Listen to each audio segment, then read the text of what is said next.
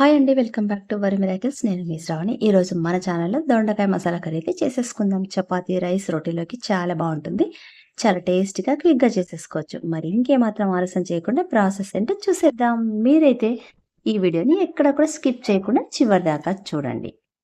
ఈ మసాలా కర్రీ కోసం అయితే నేను పావు కేజీ దొండకాయలనైతే తీసుకున్నా. లేతగానే ఉన్నాయి కొంచెం. అవి కూడా అన్నీ ఒకే సైజులో ఉన్నవి తీసుకున్నాను. వీటినైతే శుభ్రంగా వాష్ చేసేసి పెట్టుకున్నాను.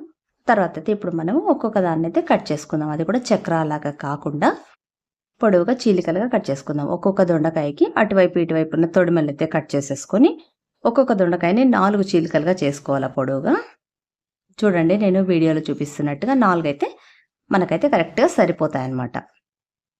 అండ్ ఉడకడం కూడా చాలా తొందరగా అయితే మనకి ఇవి బాయిల్ అయిపోతాయి. ఇలా మీరు ఎన్ని తీసుకున్నారో అన్ని దొండకాయలు కూడా బాగా కట్ చేసుకొని పెట్టేసుకోండి. అండ్ దొండకాయల నుంచి జిగురు అనేది చేతికి అతుక్కోకుండా ఉండాలంటే చేతులకు ఫస్ట్‌లో కొంచెం ఆయిల్ అనేది అప్లై చేసుకున్నట్టయితే దొండకాయలు మనకు జిగురు అనేవి ఉండవు. ఇప్పుడు వీటిని పక్కన పెట్టేసుకొని ఒక మిక్సీ జార్ తీసుకొని అందులోకి మీడియం సైజు ఉల్లిపాయని చిన్న ముక్కలుగా కట్ చేసుకొని వేసుకుందాం. దాంతోపాటు 2 మీడియం సైజు టమాటాలను కూడా ముక్కలుగా చేసి వేసుకుందాం. 1 స్పూను నువ్వులు, 1 స్పూన్ దాకా వేయించిన పల్లీలు, అలాగే చిన్న అల్లం ముక్కలు 1 ఇంచు అల్లం తీసుకొని ముక్కలుగా కట్ చేసుకొని వేసుకోండి. ఒక 10 వెల్లుల్లిపాయలు, ఆ తర్వాత 1 లవంగము, 1 ఇంచు చెక్క, 1 యాలక్క లేదా 2 యాలకులు సరిపోతాయి. ఇప్పుడు ఇవన్నీ మెత్తగా మనము మసాలా చేసి పక్కన పెట్టేసుకుందాం. ఇప్పుడు స్టవ్ పైన అయితే డీప్ బాండీ పెట్టేసుకొని అందులోకి 4, 5 స్పూన్ల దాకా అయితే ఆయిల్ వేసేసుకుందాము. ఆయిల్ కొంచెం హీట్ ఎక్కిన తర్వాత ఇందులోకి మనము కట్ చేసి పెట్టుకున్న దొండకాయలు వేసుకుందాం. ఫస్ట్లో ఇవి మనం ఫ్రై చేసుకుంటేనే కర్రీ అయితే తొందరగా అవుతుంది. దాంతోపాటుగా కర్రీలో ఎక్కువసేపు అయితే దొండకాయ ముక్కలు ఉడకాల్సిన అవసరం అయితే ఉండదన్నమాట. చాలా ఈజీగా తొందరగా అయిపోతుంది. అందుకోసమే ఫస్ట్లోనే దొండకాయలను అయితే ఆయిల్లో బాగా ఫ్రై చేసుకోవాలి. ఆయిల్ అనేది కూడా కాస్త ఎక్కువగానే పడుతుంది ఇవి ఫ్రై అవ్వడానికి. ఒక 5 నిమిషాల పాటు మనము హై ఫ్లేమ్ మీద పెట్టుకొని ఫ్రై చేసుకున్నట్టయితే కొద్దిసేపటి తర్వాత కలర్ అనేది పూర్తిగా చేంజ్ అయిపోతాయి, బ్రౌన్ కలర్ వచ్చేస్తాయి. అప్పుడు మనము ఫ్రై అయినట్టు అర్థం చేసుకొని ఇవైతే ఇంకొక గిన్నెలోకి అయితే మనము ట్రాన్స్ఫర్ చేసేసుకోవాలి. చూడండి, కలర్ అనేది పూర్తి చేంజ్ అయిపోయినాయి, బాగా ఫ్రై అయిపోయినాయి ముక్కలు అనేవి. ఇప్పుడు వీటిని ఇంకొక గిన్నెలోకి అయితే తీసేసుకుందాం. ఇలా అన్ని కూడా గిన్నెలోకి ట్రాన్స్ఫర్ చేసేసుకున్న తర్వాత అదే బాండీలో ఆయిల్ సరిపోతే అలాగే వేసుకోండి, లేదంటే ఇంకాస్త ఆయిల్ అయితే యాడ్ చేసేసుకొని 1 స్పూన్ దాకా తాలింపు గింజలు అయితే వేసుకొని అవి కొంచెం చిటపట్లాడిన తర్వాత ఒక 10-15 దాకా జీడిపప్పు పలుకులు కూడా వేసుకుందాము. కర్రీ టేస్ట్ అయితే బాగుంటుంది. ఇవి కొంచెం ఫ్రై అయిపోయిన తర్వాత ఇందులోకి అయితే మనము ఇప్పుడు చేసి పెట్టుకున్నాం కదా పేస్ట్, ఉల్లిపాయ టొమాటో పేస్ట్, ఆ పేస్ట్ని అయితే వేసేసుకున్నాం. ఈ పేస్ట్ వేసేటప్పుడు మనము ఫ్లేమ్ అయితే మీడియము లేదంటే లోలో పెట్టుకోవాలి, లేదంటే చేతులకంతా కూడా ఆయిల్ చిట్లి ఛాన్సెస్ అయితే ఉంటాయన్నమాట.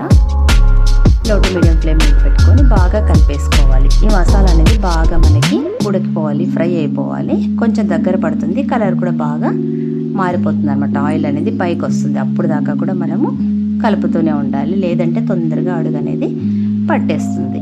ఇలా ఫ్రై చేసుకునేటప్పుడే మనం ఒక రెమ్మ కరివేపాకును కూడా వేసేసుకుందాం. దీనివల్ల కూడా ఫ్లేవర్ అనేది చాలా బాగుంటుంది కర్రీలో. కరివేపాకు కూడా వేసిన తర్వాత మళ్ళీ ఒకసారి కూడా బాగా కలిపేసుకుంటాము. ఆయిల్ అనేది పైకి వస్తుంది కదా. ఇప్పుడు ఇందులోకి అయితే రుచికి సరిపడా కాస్త సాల్ట్ వేసేసుకుందాం. అలాగే 1 టీ స్పూన్ అంత పసుపు, 1 లేదా 1.5 స్పూన్ అంటే మీరు తినగలిగినంత రెడ్ చిల్లీ పౌడర్, 1 స్పూన్ దాకా ధనియా పౌడర్. నేనైతే గరం మసాలా వేయట్లేదండి, ఎందుకంటే ఆల్రెడీ మనం చెక్క లవంగా వేసాం కాబట్టి గరం మసాలా అనేది ఇంకా అవసరం అయితే ఉండదు. ఇప్పుడు ఈ పొళ్ళన్నీ కూడా బాగా కలిసేలాగా కలిపేసుకుందాము. ఇదంతా బాగా ఫ్రై అయిపోవాలి. మనకు కొంచెం బాగా డార్క్ కలర్ వచ్చేదాకా కూడా బాగా కలుపుకోవాలి. ఆయిల్ అనేది పైకి రావాలి. ప్యాన్ నుంచి కూడా ఈ మసాలా అనేది సపరేట్ అయ్యేదాకా కూడా బాగా కలిపేసుకోవాలి. హై ఫ్లేమ్ మీద పెట్టుకొని కలుపుకోండి మీరు దగ్గరుండి. అప్పుడే మనకైతే ఎటువంటి మాడు లేకుండా ఈజీగా అయితే ఫ్రై అయిపోతుంది. థిక్నెస్ అనేది వచ్చేస్తుంది. కలర్ అనేది చూడండి రెడ్గా మారిపోయింది కదా. ఇప్పుడు మసాలా బాగా ఫ్రై అయిపోయిందని అర్థం. ఇలా అంతా కూడా కలిపేసుకున్న తర్వాత ఇప్పుడు ఇందులోకి అయితే మనం పక్కన ఫ్రై చేసి పెట్టుకున్న దొండకాయలు వేసేసుకుందాం. ఇవి వేసాక కూడా మళ్ళీ ఒకసారి మీదకి కిందకి అంతా కూడా కలిపేసుకుందాం. దొండకాయ ముక్కలకి అంతటికీ కూడా మసాలా బాగా పట్టేలాగా కలిపేసుకోవాలి. ఇలా ఓ 2 నిమిషాల పాటు బాగా కలిపేసుకున్న తర్వాత ఇందులోకి మనం ఇందాక మిక్సీలో చేసుకున్నాం కదా! ఆ మిక్సీ జార్‌లోకి ఒక గ్లాస్ వాటర్ అయితే వేసుకొని, ఆ మసాలా వాటర్ అయితే వేసేసుకుందాము. మీకు గ్రేవీ కొంచెం ఎక్కువ కావాలనుకుంటే ఇంకొంచెం వాటర్ అయితే ఎక్కువగా యాడ్ చేసుకోండి. లేదు కొంచెం థిక్‌నెస్‌గానే ఉండాలి, థిక్‌గానే ఉండాలనుకుంటే జస్ట్ ఒక గ్లాస్ వాటర్ అయితే మనకైతే సరిపోతుంది. నేనైతే కొంచెము థిక్‌గానే ఉండేలాగా చేస్తున్నా. అందుకే ఒక గ్లాస్ వాటరే వేసుకున్నాను. ఈ వాటర్ వేసిన తర్వాత కూడా మళ్ళీ ఒకసారి బాగా కలిపేసుకోవాలి. ఎక్కడ కూడా అడుగనేది అతుక్కోకుండా అంతా కలిపేసుకోవాలి. బాగా ఉడుకుతోంది కదా!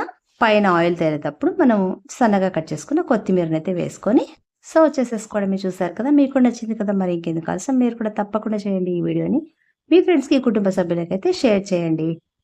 అండ్ నా వీడియోస్ ఇప్పటిదాకా చూడని వాళ్ళు వీడియోస్ చూసి నా ఛానల్ అయితే సబ్స్క్రైబ్ చేసుకోండి. నెక్స్ట్ మళ్ళీ ఇంకొక మంచి వీడియోతో మళ్ళీ మీ ముందుంటా. Until then bye. Thanks for watching.